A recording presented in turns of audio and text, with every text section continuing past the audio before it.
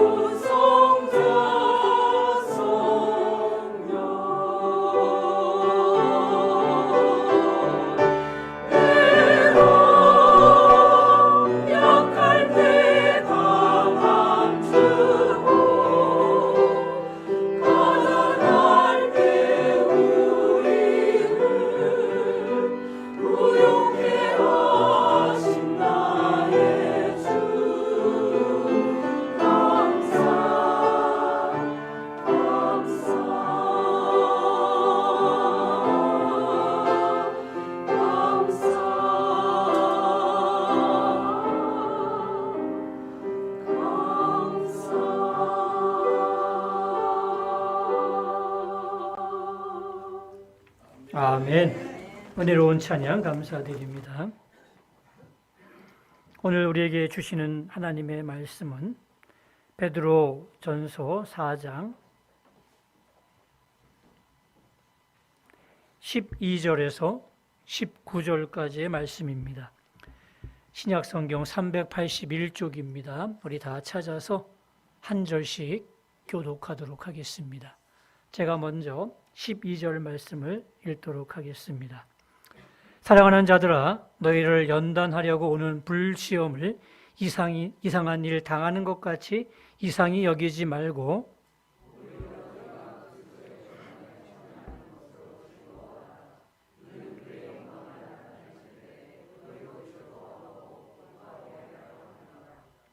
너희가 그리스도의 이름으로 치욕을 당하면 복 있는 자로다.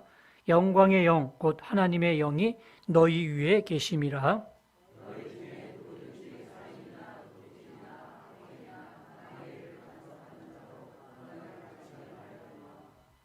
만일 그리스도인으로 고난을 받으면 부끄러워하지 말고 도리어 그 이름으로 하나님께 영광을 돌리라.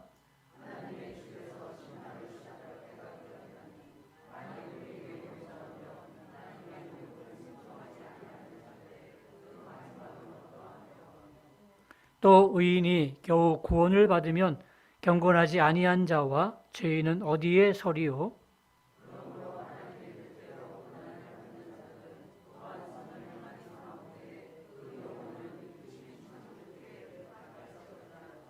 아멘. 할렐루야. 네, 추석 연휴 잘 보내고 계십니까? 네, 감사합니다. 우리 1년에 두 번의 명절이 있습니다.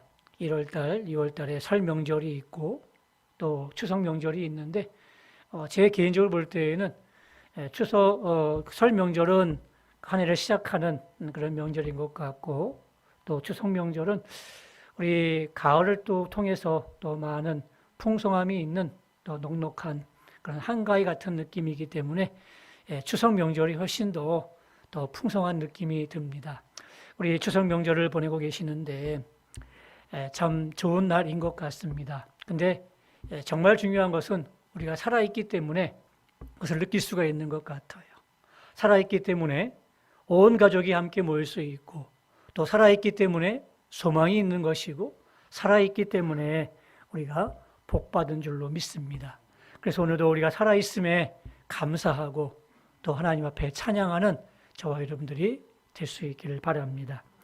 오늘 본문에 보게 되면 그 베드로 사도가 그 초대교회 성도들한테 보낸 편지가 오늘 베드로 전서입니다.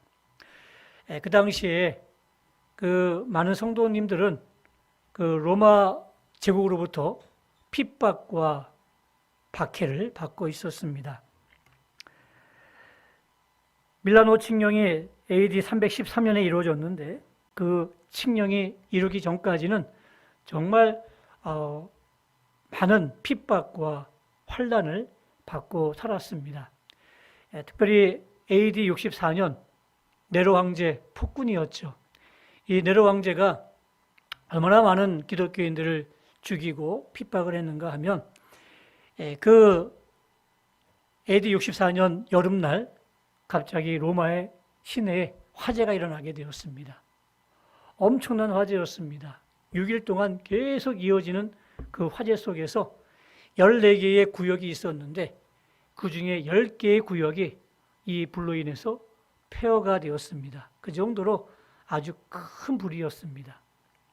그런데 이 불이 난 다음에 이상한 여론이 번지기 시작했습니다. 네로 황제가 그 원하는 로마 제국을 세우기 위해서 일부러 불을 낸 거다라는 그런 소문이 나기 시작했습니다. 그리고 불타는 로마를 보면서 네로 황제가 하프를 치면서 즐겁게 노래했다는 그러한 또 소문도 나기 시작했습니다. 그러자 많은 국민들이 황제이지만 황제인 네로를 비난하기 시작하고 또 나쁜 소문이 점점 퍼지고 있었습니다. 이 여론을 잠재우기 위해서 이제 이 모든 방화는 기독교인이 조직적으로 한 것이다라고 기독교인한테 모든 누명을 다 씌우게 된 거죠. 기독교인들을 색출하기 시작합니다. 잡아들이기 시작합니다. 감옥으로 보냅니다. 그리고 짐승의 밥으로 사용합니다. 그리고 순교의 제물로 사라졌습니다. 바로 이러한 때에 기독교인으로서 성도로서 살아가는 교인들이 얼마나 힘들고 얼마나 어려웠겠습니까? 그런 자들을 위로하기 위해서 편지를 쓴 것이 바로 베드로 전서입니다. 그래서 이것을 소망의 서신, 희망의 서신, 구원의 서신이라고 그렇게 붙여지기도 합니다. 이 속에서 우리가 고난을 당하지만 현재를 바라보지 말고 미래를 바라보자. 미래에 주실 그 하나님 나라를 바라보면서 우리가 이 어려운 고난을 잘 이겨내자라고 그렇게 격려하고 있는 겁니다. 당시 그리스도인들은 아무런 죄 없었습니다. 단지 기독교인이라는 이름만으로 그들은 미움을 받았고 감옥에 갇히게 되었고 어려움을 당하고 죽임을 당했던 것입니다. 디모데후서 3장 12절 말씀해 보니까 무릇 그리스도 예수 안에서 경건하게 살고자 하는 자는 뭘 받는다고요? 박해를 받으리라 그랬습니다. 경건이 무엇입니까? 하나님의 뜻대로 사는 사람들, 하나님을 기쁘시게 하는 사람들, 바로 이게 경건한 사람들인데 경건하게 살고자 하면 박해를 받을 수밖에 없는 거예요. 왜냐하면 하나님 나라의 가치관과 세상 나라의 가치관이 충돌할 수밖에 없습니다. 그래서 세상으로부터 미움을 받고 박해를 받을 수밖에 없는 거예요. 우리가 이제 우리 집사님이 기도한 것처럼 추석 명절을 맞이하게 되면 우리가 제사를 드리게 됩니다.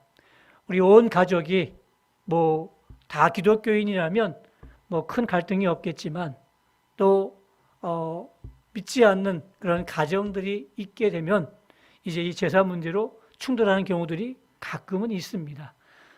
지금은 그렇게 심하진 않지만 예전에는 굉장히 심했었습니다. 그래서 이 문제가 정말 예수 믿는데 많은 어려움이 됐었고 또 힘든 그런 문제 중에 하나였습니다. 바로 이 제사라는 부분들이 얼마나 참 난감합니까? 하나님은 우상 숭배하지 말아라 라고 말씀하시는데 또 여러 가지 정서상으로는 또 절할 수밖에 없는 그런 상황들이 벌어지게 되면 또 괜히 이렇게 예수 믿는다고 거기에 참여하지 않게 되면 또 괜히 많은 핍박과 또 환난을 당할 때도 많이 있었습니다. 예나 지금이나 예수 믿는 것 때문에 당하는 그런 고난들이 분명히 존재하고 있습니다.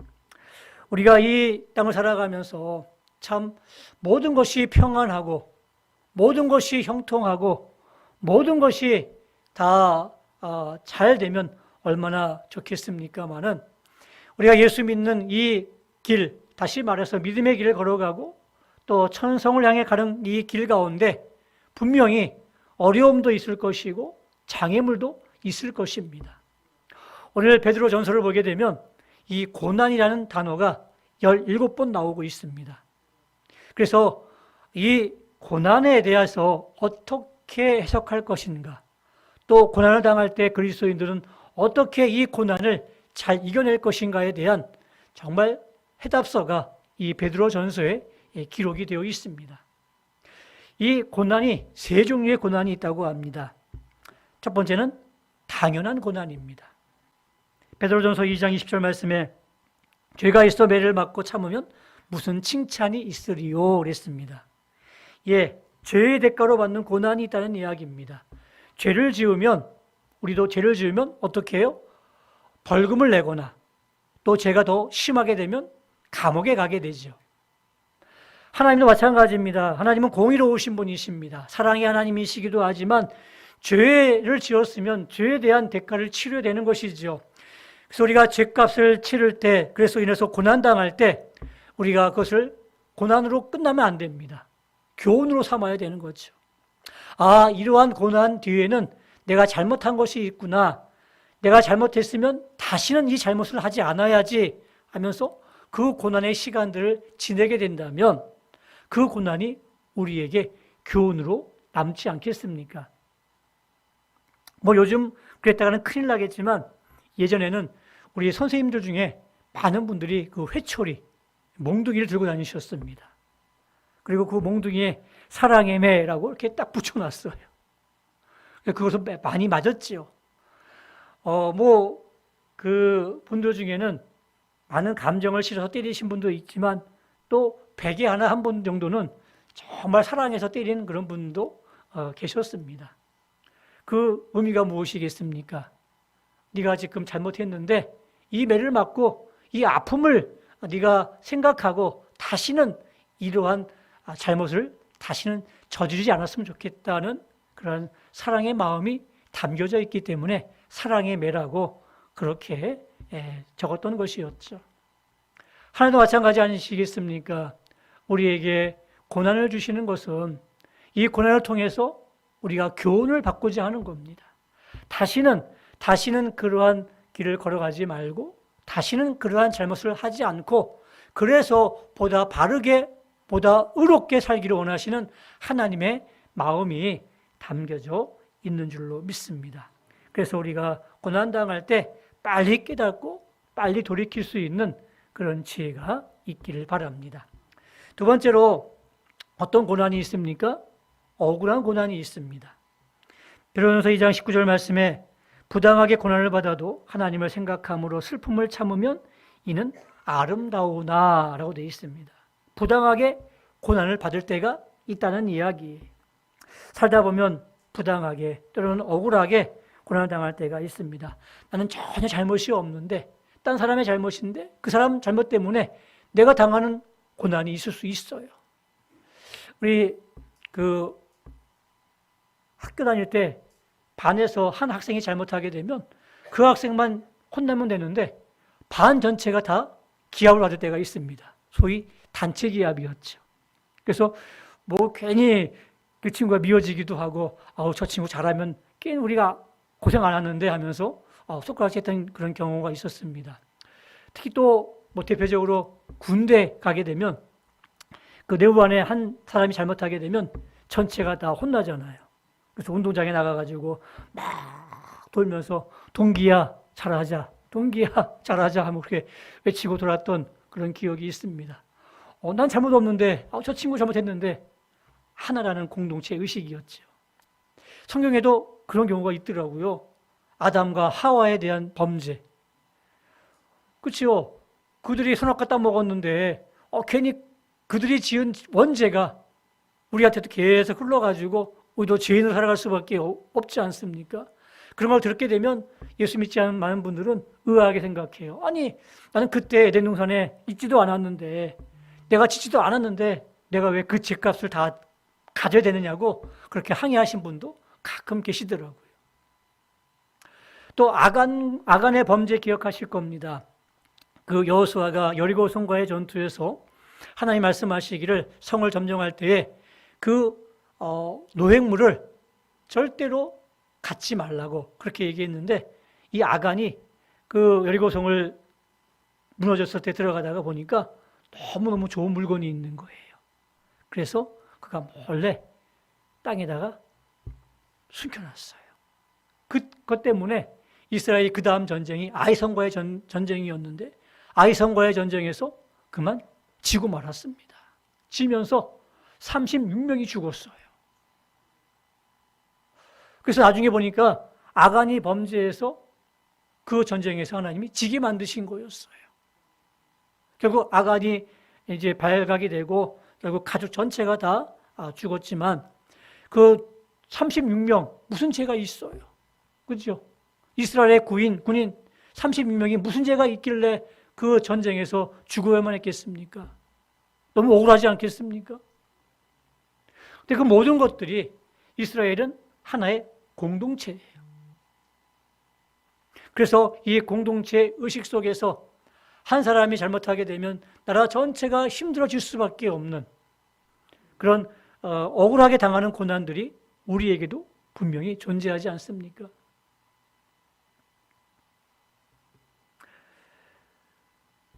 일부 교인들이 잘못하게 되면 특정 교인들 때문에 대한민국 전체 교인들이 다 욕을 먹는 그런 경우도 있고 또 얼마 전에 그 북한 탈북민의 쉼터를 제공했던 모 목사님 그 사람이 아시아의 신들러리스트라고 별명이 붙을 정도로 정말 많은 상도 받고 잘했던 분이셨는데 결국 이런 성폭행 때문에 결국 이렇게 감옥에 가는 그런 기사가 뉴스를 통해서 보도될 때 우리 한국에 있는 모든 목사님들이 다 잠정적인 범죄자로 그렇게 낙인 찍히지 않습니까? 되게 막 부하가 치밀어 오르는 거예요. 또 이단 문제 때문에 방송되게 되면 많은 사람들은 저 사람 저게 다 같은 교회인 줄 알지 저건 이단이고 뭐고 잘 구분을 못 하잖아요. 그러면 다 도매급으로 넘어가서 또 건전한 교회도 다 욕을 먹는 그런 경우가 있습니다. 그때마다 참 목회자 한 사람으로서 막 부하가 치미는데도 불구하고 어쩔 수 없잖아요. 성경 말씀은 뭐라는 거예요? 하나님을 생각함으로 참으면 아름답다. 예, 그래서 참는 거예요. 참아 나가는 거예요. 우리도 마찬가지입니다. 교회에서 어떤 일을 할 때 내가 억울하게 당하는 그런 고난이 있을 수 있을 거예요. 그때도 하나님을 생각함으로 참으면 아름다워질 수가 있다는 이야기죠. 마지막으로 유익한 고난이 있습니다. 오늘 베드로전서 3장 14절 17절 말씀해 보게 되면 의를 위하여 고난을 받으면 복 있는 자니 라고 표현하고 있고, 선을 행함으로 고난받는 것이 하나님의 뜻일진데 악을 행함으로 고난받는 것보다 나으니라, 이렇게 말씀하고 계십니다. 말씀대로 살다 보게 되면 또 하나님을 기쁘시게 하는 하나님의 마음에 맞는 그러한 삶을 살기로 결단하게 되면 오는 고난이 있다는 이야기죠. 근데 그 고난이 고난으로 끝나는 것이 아니라 하나님께서 복을 주신다고 되어 있습니다. 복 있는 자니라고 되어 있습니다. 시편 119편 67절 말씀해 보니까 고난당하기 전에는 내가 그릇 행하였더니 이제는 주의 말씀을 지키나이다. 71절 말씀에 이 고난당한 것이 내게 유익이라 이로 말미암아 내가 주의 율례들을 배우게 되었나이다 그랬습니다. 사람은요, 고난당하면 참 사람이 겸손해져요. 그죠? 막 교만하다고도 고난당하고 나가게 되면 내게 왜 이런 일이 일어났지? 하면서 자신을 한번 돌아보게 되고, 돌아보면서 하나님을 생각하게 되고, 또 하나님 앞에서 회개할 것들을 생각하면서 회개하면서 그렇구나, 내가 하나님 앞에서 이렇게 살았기 때문에 또 이런 일이 있을 수 있었구나 생각하면서 또 겸손하게 되더라고요. 자신을 돌아보게 되더라고요.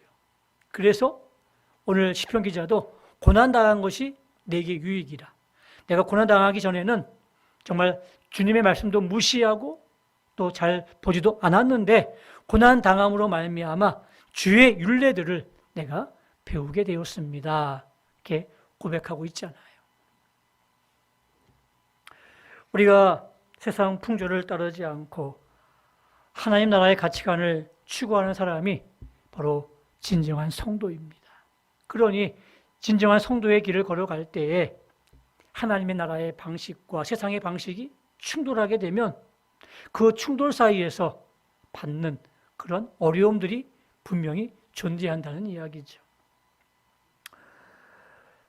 이렇게 특별히 10월 달에 얼마나 연휴가 많습니까? 이렇게 좋은 날 우리는 주일을 지키기 위해서, 또 이 주일이 주님의 날이기 때문에 주의 앞에 나와서 예배 드리는 것이 하나님이 기뻐하시는 모습이고 삶이기 때문에 이렇게 나와서 예배 드리고 있습니다. 근데 많은 사람들은 이 날들을 통해서 어떻게 하죠? 여행을 가거나 또 해외를 가거나 그렇게 자신을 위해서 사용하는 경우가 있습니다. 어떤 집사님이 그렇게 얘기하시더라고요. 집사님, 목사님, 저는요 그 정수주일 하느라고 그 가족과 함께 이렇게 좋은 날 여행을 많이 못했어요. 참 아쉬워요. 그렇게 얘기하시더라고요. 제가 그분한테 얘기했습니다. 하나님께서 분명히 복 주실 겁니다. 그랬습니다.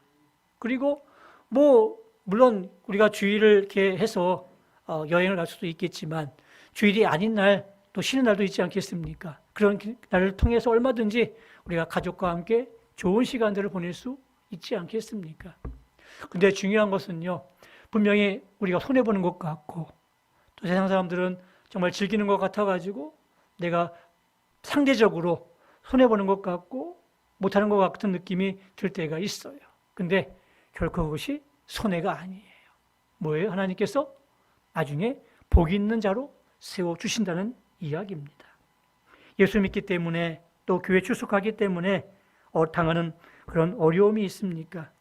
우리가 그것을 감수해야 됩니다. 또 귀히 여겨야 됩니다. 왜냐하면 그것이 우리에게 주어진 복이요 또 유익이기 때문에 그렇습니다. 오늘 우리가 읽었던 4장 13절 말씀해 보게 되면 오히려 너희가 그리스도의 고난에 참여하는 것으로 어떻게 하라고요? 즐거워하라. 이는 그의 영광을 나타내실 때에 너희로 즐거워하고 기뻐하게 하려 함이라 그랬습니다. 나중에 보게 되면요, 주님의 고난에 참여하는 것이 그게 우리에게 기쁨이 된대요. 즐거움이 된대요. 그렇기 때문에 우리가 눈앞에 있는 그 손해 같은 것이라 할지라도 우리가 참여하는 것으로 즐거워하라고 말씀하고 있는 겁니다. 우리가 예수 믿게 되면요, 나중에 주님이 오시는 날에 분명히 칭찬과 영광과 존귀를 받게 될 것입니다. 근데 그 시험이요, 만만한 시험이 아니에요. 보세요. 오늘 4장 12절 말씀에 사랑하는 자들아 너희를 연단하려고 오는 어떤 시험이요? 불시험을 이상한 일 당하는 것 같이 이상히 여기지 말고 그랬습니다. 시험이 오는데 불시험이 온대요. 이 불시험은요, 너무너무 힘들고 어려운 시험을 불시험이라고 하잖아요. 우리가 그 불수능 들어보셨죠? 수능이 굉장히 어려울 때 불수능이라고 그렇게 얘기하지 않습니까? 시험도 불시험이 있어요.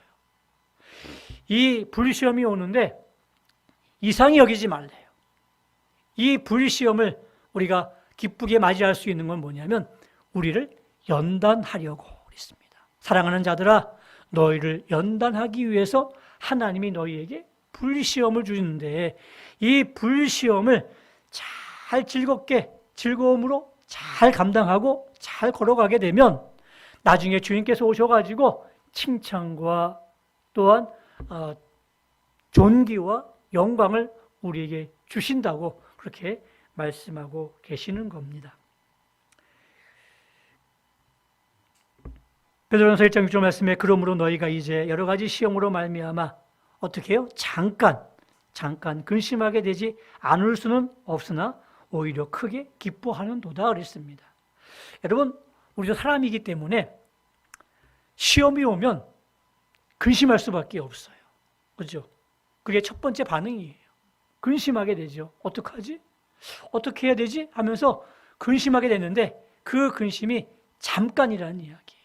잠깐 근심할 수 있지만 우리가 오히려 크게 기뻐할 수 있는 거예요. 그 기뻐할 수 있는 이유가 뭐라고요? 나중에 잘 참으면 이게 연단의 과정이 되는 것이고 연단의 과정을 통해서 우리가 하나님 앞에서 칭찬과 존귀와 영광을 받을 수 있기 때문에 우리가 기뻐할 수가 있는 겁니다. 혹시 여러분들 불같은 시험을 당하신 분 계십니까? 아니면 예상치 못한 고난 때문에 힘들어하시는 분이 계십니까? 하나님이 그 고통을 어떻게 축복으로 변화시켜 나갈지 또 그 고난을 어떻게 우리에게 아름다운 간증으로 만들어 가실지 그 하나님을 기대하면서 우리가 참고 또 견디어 나갈 수 있기를 바랍니다. 이거는요, 여러분에게 권면하는 것이 아닙니다. 또 허락을 구하는 게 아니에요. 오늘 명령이에요. 명령문으로 되어 있어요. 그렇게 해라 라고 얘기하고 있어요. 명령은요, 반드시 행하는 거예요. 하고 안 하고의 내 선택이 아니에요. 반드시 해야 될 문제를 명령으로 얘기하지 않습니까? 근데 참 우리에게 소망이 있는 말씀이 뭐냐면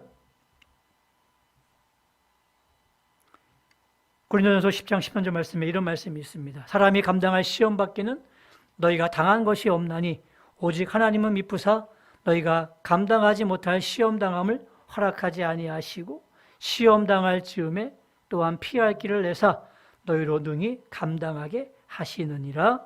아멘.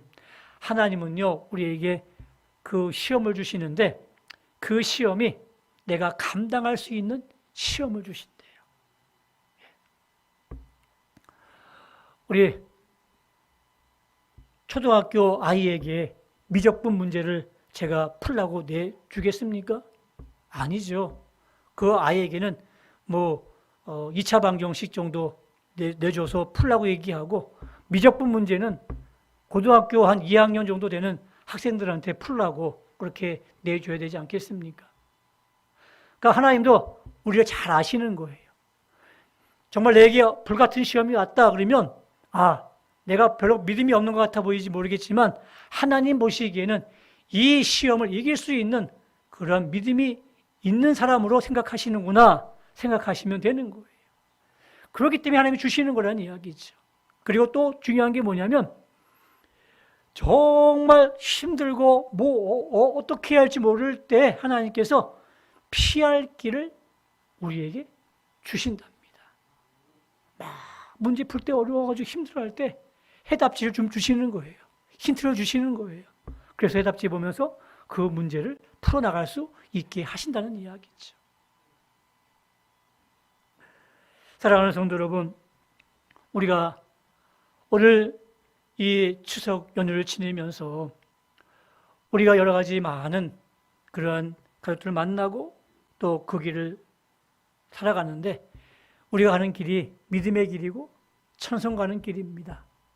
그렇다면 분명히 우리에게 하나님이 연단하실 그 시험도 분명히 있다는 이야기죠. 그 길을 어떻게 걸어가겠습니까? 즐겁게 기쁘게 걸어가라는 이야기예요. 오늘 내가 살아있음에 먼저 감사하십시오. 그리고 내가 하나님의 자녀가 되었음에 감사하십시오. 또 자녀가 되었음에도 불구하고 여러 가지 불같은 시험이 있을지라도 내게 하나님께서 연단할 수 있는 또 그것을 해결할 수 있는 믿음이 있다는 사실을 발견하시고 기쁘게 즐겁게 그 길을 걸어갈 수 있기를 바랍니다. 우리에게 고난을 주시는 것은요, 하나님이 우리에게 물으시는 정체성이 있는 거예요. 뭘 물으시는 겁니까? 너 내 뜻대로 살고 있니? 라고 물으시는 거예요. 어려움을 당했습니다. 내가 좀 말씀대로 지금 살고 있는 거니? 라고 물으시는 거예요. 너 정체가 뭐니? 너 그리스도인이니? 너 이래도 맞는 거니? 라고 묻는 거예요. 또 내 앞에 고난을 주시는 이유가 뭐냐면 우리의 선택을 묻는 거예요. 너 예수 믿는 거 맞니? 말씀대로 살기로 결심한 거 맞니? 너 이렇게 힘들어도 이렇게 모욕당해도 내 선택에 후회가 없니? 라고 묻는 거예요. 우리의 대답이 뭐여야 될까요? 예, 하나님, 제가 하나님 믿는 사람 맞습니다. 이렇게 어려워도 이렇게 힘들어도 이렇게 모욕당해도 이렇게 핍박당해도 환난당해도 내가 하나님 믿는 이 믿음의 길 포기하지 않고 끝까지 견디며 가겠습니다. 라고 우리에게 묻는 질문이에요. 우리의 정체성을 묻고 우리의 선택을 믿는 이 질문의 앞에서 우리 모두가 내가 이 길을 걸어가겠습니다라고 그렇게 대답하는 여러분들이 꼭 되시기 바랍니다. 그리고 이 길을 어떻게 걸어가자고요? 즐겁게, 기쁘게 걸어가는 여러분 되시기를 주님의 이름으로 축원합니다. 우리 말씀을 기억하면서 우리 찬송가 338장 우리 1절과 3절을 찬양하겠습니다. 내 주를 가까이 하게 함은 십자가 짐 같은 고생이나 내 일생 소원은 늘 찬송하면서 주께도 나가기 원합니다. 천성에 가는 길 험하여도 생명길 되나니 은혜로다. 천사날 부르니 늘 찬송하면서 주께도 나가기 원합니다.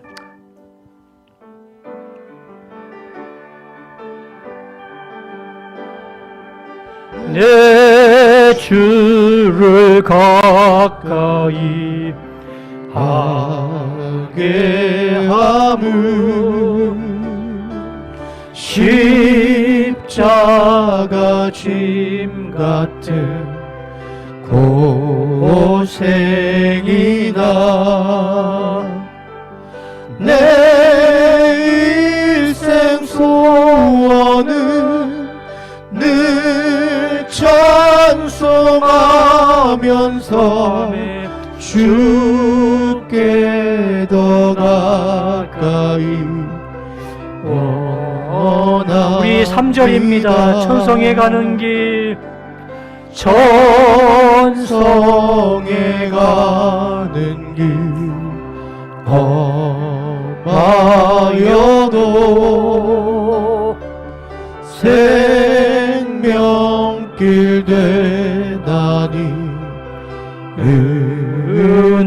은혜로다. 아멘. 천사 날 부르니 늘 찬송하면서 주께 더 나아가기 원합니다. 우리 눈을 감고 함께 기도하기를 원합니다. 사랑하는 성도 여러분, 오늘 우리는 천성 가는 길에 서 있습니다. 믿음의 길을 걸어가고 있습니다. 그런데 그 길에 갑자기 장애물이 나타나기도 하고 고난의 길이 될 수도 있고 가시밭길을 걸어갈 때도 있습니다. 그래서 바로 우리에게 주시는 불시험인데 연단하기 위해서고 또 감당할 수 있는 믿음이 있기 때문에 그런 것이고 또 피할 길을 주시는 하나님의 은혜가 있습니다. 하나님, 내게 주신 이 믿음의 길 잘 걸어갈 수 있기를 원합니다. 우리 환난과 핍박 중에도 성도는 신앙 지켰던 우리 신앙의 선배들을 본받으면서 주님, 이 길을 끝까지 잘 걸어가는 저희들 되게 해달라고 간절한 마음으로 함께 기도하겠습니다. 기도합니다. 하나님, 오늘 우리에게 주신 이 물음 앞에서 잘 이겨나갈 수 있기를 원합니다. 고난 앞에 당한 우리, 이 물음 앞에 우리가 아멘으로 응답하게 하시고 잘 감당할 수 있도록 인도해 주시기를 원합니다. 아버지 하나님, 구원받은 백성으로 결단했기 때문에 겪는 아픔과 어려움이 있지만 잘 견뎌내게 하시고 잘 참아낼 수 있도록 인도해 주시기를 원합니다. 하나님 정말 주시옵소서. 하나님, 은혜 가운데 붙잡아 주시옵소서. 천성에 가는 길 엄하여도 생명길 되나옵니다. 하나님, 이 은혜의 길을 잘 걸어갈 수 있도록 축복해 주시옵소서.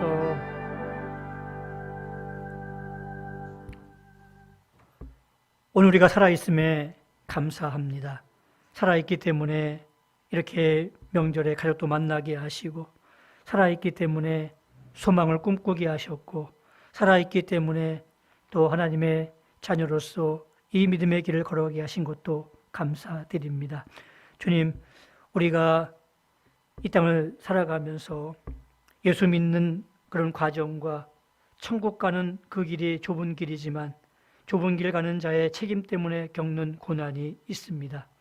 우리가 구원받은 백성으로 살기로 결단했기 때문에 겪는 아픔과 어려움이 있습니다. 잘 견뎌내게 하시고 잘 참아내게 하시고 고난이 힘들고 어려워도 향기롭게 바꾸실 하나님의 일하심을 기대하며 잘 버텨나갈 수 있도록 인도해 주시기를 원합니다. 천성에 가는 길 험하여도 생명길 됩니다. 은혜의 길 됩니다. 주님, 꼭 우리가 승리하며 걸어갈 수 있는 저희들 되게 하여 주시옵소서. 예수님의 이름으로 기도드리옵나이다. 아멘. 이제는 우리 주 예수 그리스도의 은혜와 하나님 아버지의 극진하신 사랑하심과 성령님의 감동 감화 위로 교통하심이 살아있음에 감사하며 주께서 주신 이 믿음의 길, 천성 가는 길을 걸어갈 때에 비록 험한 불시험이 있을지라도 장애물이 있을지라도 환난과 핍박이 있고 가시밭길을 걸어갈지라도 이 길을 기쁨으로 즐겁게 걸어가기를 원하며 또 하나님께서 주실 그 큰 상을 기대하며 소망하며 열심히 걸어가기 원하는 주의 백성들 머리 위에 또 그들의 자녀들 위에 후손들 위에 이제부터 영원토록 함께 있을지어다. 아멘.